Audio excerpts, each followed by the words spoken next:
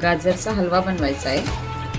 गाजर धुवून किसून घेतलंय। आता कुकर ठेवलाय, कुकरमध्ये तूप टाकलंय, त्याच्यात आता आपण ड्रायफ्रूट टाकू, त्यानंतर किसलेलं गाजर टाकायचं।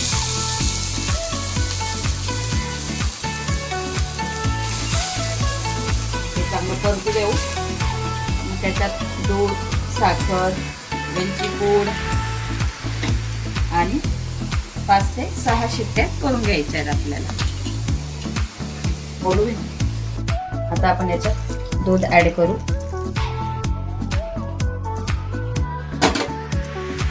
आणि साखर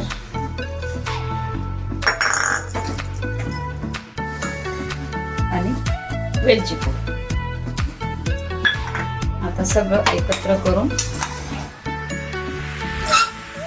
कुकर बंद करून 4-5 शिट्ट्या करून घेते। मग तुम्हाला पूर्ण रेडी झाला की दाखवते।